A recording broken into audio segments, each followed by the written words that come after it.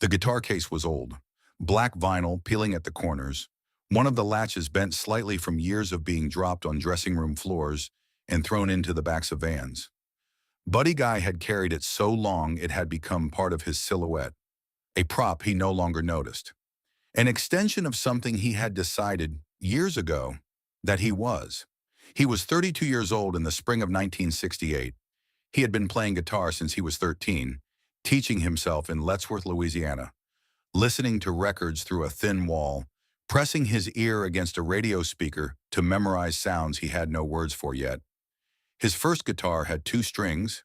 He added the others over months, one at a time, whenever money allowed.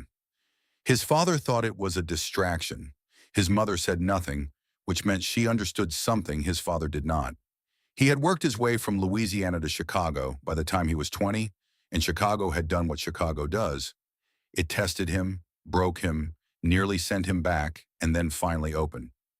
He had slept in a car for 3 weeks before anyone gave him a stage. He had played with Muddy Waters. He had recorded for Chess. He had built a reputation in blues circles that meant something. Not radio, not rock arenas, but something real, something that musicians talked about in corners and passed down like a name you needed to know. He knew who Jimi Hendrix was. Of course he did. Everyone in the scene knew. The boy from Seattle who had come back from nothing, plugged into a stack of Marshalls and set London sideways. Buddy had heard the records.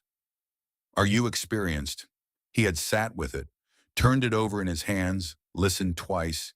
He recognized the foundation, heard where it came from, heard Robert Johnson in the bends, heard Muddy in the phrasing, heard a trace of Lightnin' Hopkins in the pauses. He heard himself in there too, somewhere in the way the strings were coaxed rather than forced. He did not say this out loud to anyone, but he heard it. And that night, backstage at the Fillmore West in San Francisco, when someone mentioned that Hendrix was coming by, that Jimi had asked specifically, had said he wanted to meet Buddy Guy. The feeling Buddy carried into that hallway was not quite pride. It was something more comfortable than pride, something older. It was the feeling of a teacher who has heard his student is doing well. The backstage area was not large. Low ceiling, concrete floor, cables taped in bundles along the walls. Someone had propped a door open and the night air came through, damp and cool.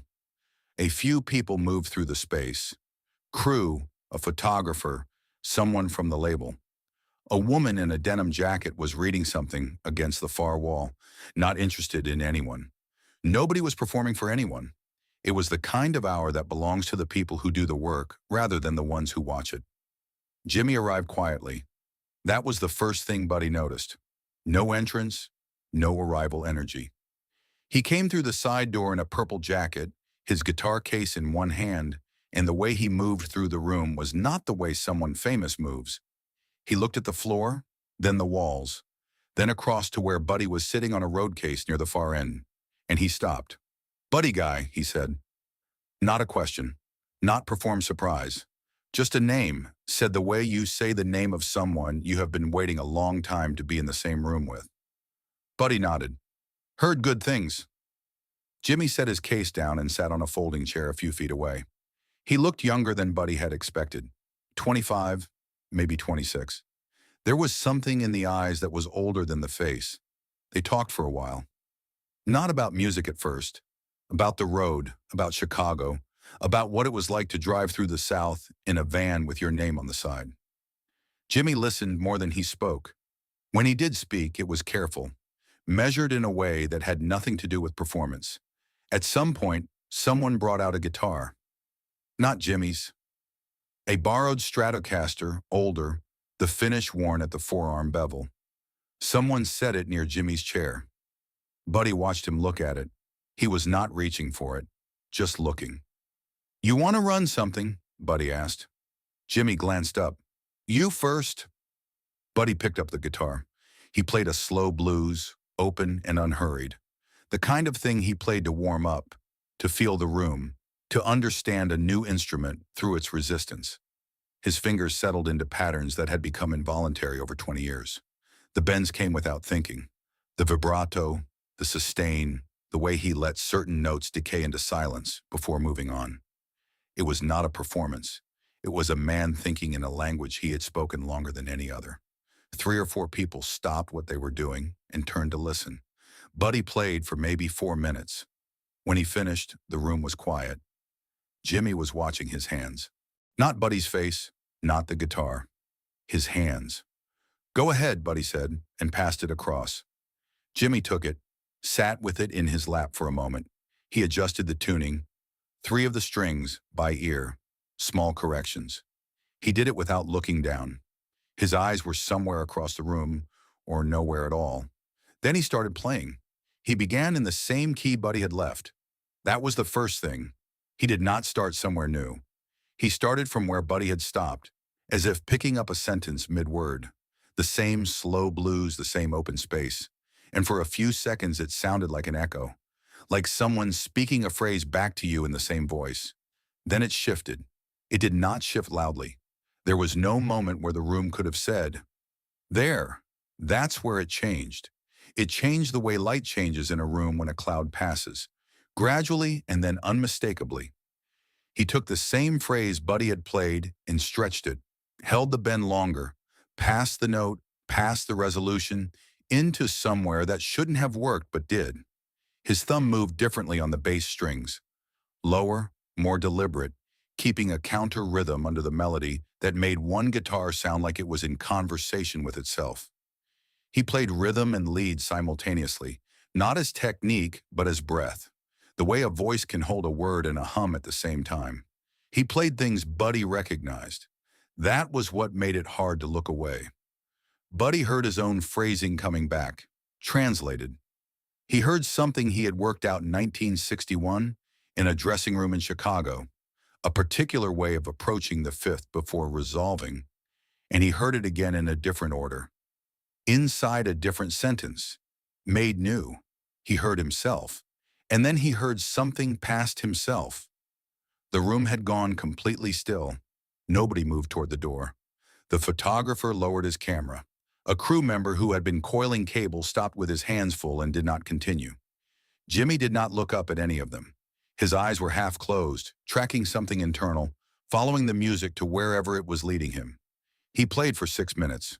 When he stopped, he let the last note finish naturally. He did not end it. He waited for it to end on its own, and then he set the guitar gently across his knees and looked over at Buddy. He didn't say anything. Buddy did not move for a moment.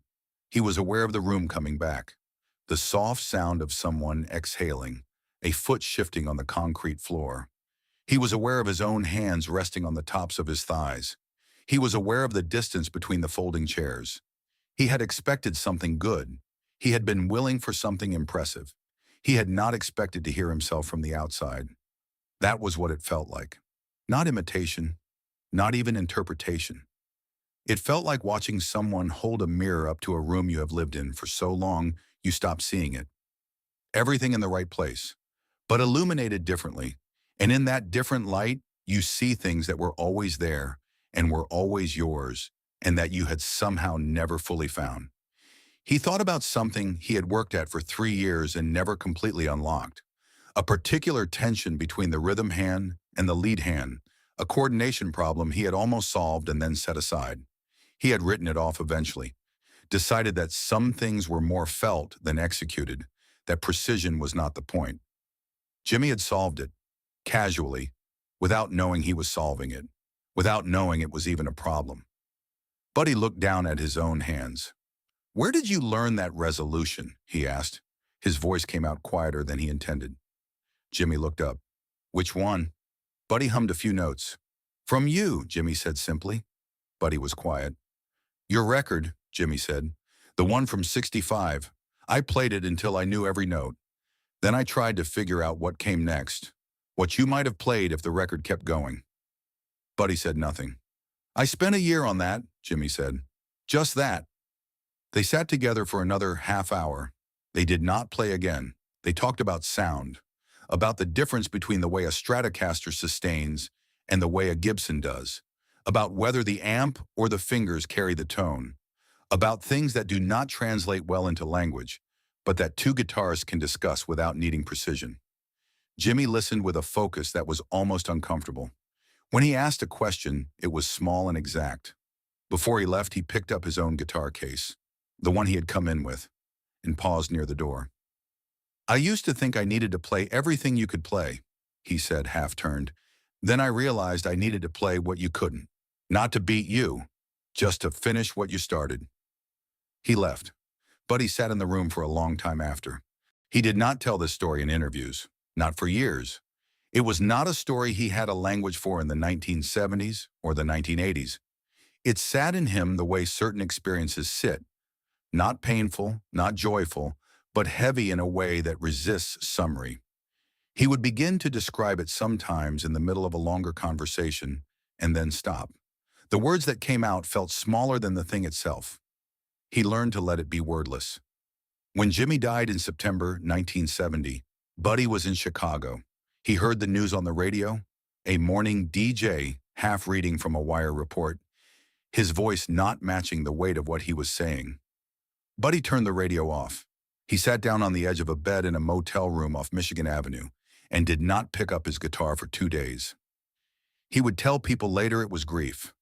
That was true, but it was also something else. It was the particular loss of someone who had seen something in you that you had not fully seen yourself. Someone who had studied you so completely that their absence made you less legible, like losing a mirror and realizing how much you had depended on the reflection. In a 1991 interview with Guitar World, Buddy was asked about the musicians who had influenced him. He named the expected figures: Muddy, T-Bone Walker, Lightnin' Hopkins. And then, after a pause, he said something he had not said before in print. "The thing about Jimmy is that he learned from me, and then he played what I taught him in a way I never could. And I don't mean that to be modest. I mean it as the truest thing I know about music, that sometimes the student finishes the sentence you didn't know you were writing.